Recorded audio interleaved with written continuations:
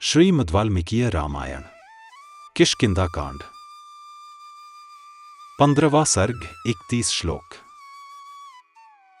सारांश। सुग्रीव की गर्जना सुनकर वाली का युद्ध के लिए निकलना और तारा का उसे रोककर सुग्रीव और श्रीराम के साथ मैत्री कर लेने के लिए समझाना। आरंभ। ओम श्री गणेशाय नमः। ओम श्री सीतारामचंद्राभ्याम नमः।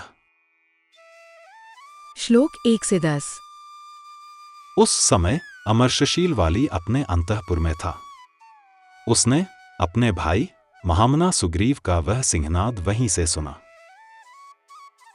समस्त प्राणियों को कंपित कर देने वाली उनकी वह गर्जना सुनकर उसका सारा मद सहसा उतर गया और उसे महान क्रोध उत्पन्न हुआ।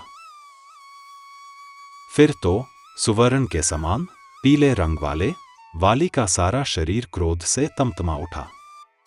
वह राहुग्रस्त सूर्य के समान तत्काल श्रीहीन दिखाई देने लगा। वाली की दाढ़ें विकराल थी, नेत्र क्रोध के कारण प्रज्वलित अग्नि के समान उद्दीप्त हो रहे थे। वह उस तालाब के समान श्रीहीन दिखाई देता था जिसमें कमल पुष्पों की शोभा तो नष्ट हो गई हो और केवल मृणाल रह गए हों। वह दुहसह शब्द सुनकर वाली अपने पैरों की धमक से पृथ्वी को विदीर्ण सी करता हुआ बड़े वेग से निकला। उस समय वाली की पत्नी तारा भयभीत हो घबरा उठी। उसने वाली को अपनी दोनों भुजाओं में भर लिया और स्नेह से सौहार्द का परिचय देते हुए परिणाम में हित करने वाली यह बात कही। वीर, मेरी अच्छी बात सुनिए और सहसा आए हुए नदी के वेग की भांति इस बढ़े हुए क्रोध को त्याग दीजिए। जैसे प्रातःकाल शैया से उठा हुआ पुरुष रात को उपभोग में लाई गई पुष्पमाला का त्याग कर देता है, उसी प्रकार इस क्रोध का परित्याग कीजिए। वानर वीर, कल प्रातःकाल सुग्रीव के साथ युद्ध कीजिएगा। इस समय रुक जाइए। यद्यपि युद्ध में कोई शत्रु आपसे बढ़कर नहीं है और आप किसी से छोटे नहीं हैं, तथापि इस समय सहसा आपका घर से बाहर निकलना मुझे अच्छा नहीं लग रहा है।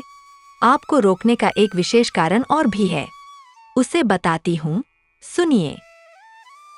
सुग्रीव पहले भी यहाँ आए थे और क्रोधपूर्वक उन्होंने आपको युद्ध के लिए ललकारा था। उस समय आपने नगर से निकलकर उन्हें परास्त किया और वे आपकी मार खाकर संपूर्ण दिशाओं की ओर भागते हुए मतंग वन में चले गए थे। श्लोक 11 से 20। इस प्रकार आपके द्वारा पराजित और विशेष पीड़ित होने पर भी वे पुनः यहाँ आकर आपको युद्ध के लिए ललकार रहे हैं। उनका यह पुनरागमन मेरे मन में शंकासी उत्पन्न कर रहा है। इस समय गर्जते हुए सुग्रीव का दर्प और उद्योग जैसा दिखाई देता है तथा उनकी गर्जना में जो उत्तेजना जान पड़ती है, इसका कोई छोटा मोटा कारण नहीं होना चाहिए। मैं समझती हूँ कि सुग्रीव किसी प्रबल सहायक के बिना अब की बार यहाँ नहीं आए हैं। किसी सबल सहायक को साथ लेकर ही आए हैं, जिसके बल पर ये इस प्रकार गरज रहे हैं। वानर सुग्रीव स्वभाव से ही कार्यकुशल और बुद्धिमान हैं। वे किसी ऐसे पुरुष के साथ मैत्री नहीं करेंगे जिसके बल और पराक्रम को अच्छी तरह प्रमाणित न कर लिया हो। वीर, मैंने पहले ही कुमार अंगद के मुख से यह बात सुन ली है, इसलिए आज मैं आपके हित की बात बताती हूँ। एक दिन कुमार अंगद वन में गए थे। वहाँ गुप्तचरों ने उन्हें एक समाचार बताया जो उन्होंने यहाँ आकर मुझसे भी कहा था। वह समाचार इस प्रकार है कि अयोध्यानरेश के 2 शूरवीर पुत्र, जिन्हें युद्ध में जीतना अत्यंत कठिन है, जिनका जन्म इक्ष्वाकु कुल में हुआ है तथा जो श्रीराम और लक्ष्मण के नाम से प्रसिद्ध है, यहाँ वन में आए हुए हैं। वे दोनों दुर्जय वीर सुग्रीव का प्रिय करने के लिए उनके पास पहुंच गए हैं। उन दोनों में से जो आपके भाई के युद्ध कर में सहायक बताए गए हैं, वे श्रीराम शत्रु सेना का संहार करने वाले तथा प्रलय काल में प्रज्वलित हुई अग्नि के समान तेजस्वी हैं। वे साधु पुरुषों के आश्रयदाता कल्पवृक्ष है और संकट में पड़े हुए प्राणियों के लिए सबसे बड़ा आश्रय हैं। आर्त पुरुषों के आश्रय, यश के एकमात्र भाजन, ज्ञान विज्ञान से संपन्न तथा पिता की आज्ञा में स्थित रहने वाले हैं। श्लोक 21 से 31। जैसे गिरिराज हिमालय नाना धातुओं की खान है, उसी प्रकार श्रीराम उत्तम गुणों के बहुत बड़े भंडार हैं। आठ उन महात्मा राम के साथ आपका विरोध करना कदापि उचित नहीं है, क्योंकि वे युद्ध की कला में अपना सानी नहीं रखते हैं। उन पर विजय पाना अत्यंत कठिन है। शूरवीर, मैं आपके गुणों में दोष देखना नहीं चाहती। आठ, आपसे कुछ कहती हूँ। आपके लिए जो हितकर है वही बता रही हूँ, आप उसे सुनिए और वैसा ही कीजिए। अच्छा यही होगा कि आप सुग्रीव का शीघ्र ही युवराज के पद पर अभिषेक कर दीजिए। वीर वानरराज, सुग्रीव आपके छोटे भाई है, उनके साथ युद्ध न कीजिए। मैं आपके लिए यही उचित समझती हूँ कि आप वैरभाव को दूर हटाकर श्रीराम के साथ सौहार्द और सुग्रीव के साथ प्रेम का संबंध स्थापित कीजिए। वानर सुग्रीव आपके छोटे भाई है। आठ आपका लाड़ प्यार पाने के योग्य है। वे ऋष्यमूक पर रहें या किष्किंधा में, पर सर्वथा आपके बंधु ही हैं।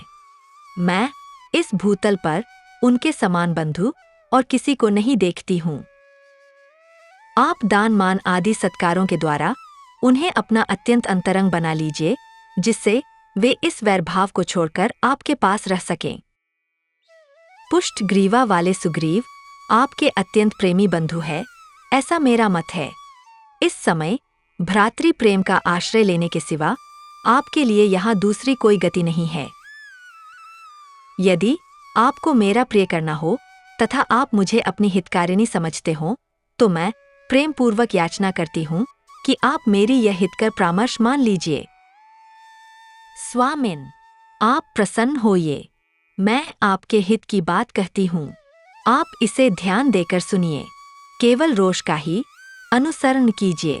कौशल राजकुमार श्रीराम इंद्र के समान तेजस्वी है। उनके साथ वैर बांधना या युद्ध छेड़ना आपके लिए कदापि उचित नहीं है। उस समय तारा ने वाली से उसके हित की ही बात कही थी और यह लाभदायक भी थी, किंतु उसकी बात उसे नहीं रुची, क्योंकि उसके विनाश का समय निकट था और वह काल के पाश में बंध चुका था। इस प्रकार श्री वाल्मीकि निर्मित आर्ष रामायण आदि काव्य के किष्किंधा कांड में 15वां सर्ग पूरा हुआ। Presented by doctor T.K. Bansal, a blind scientist. Please like and share this video, and don't forget to subscribe my channel. Jai Shri Ram.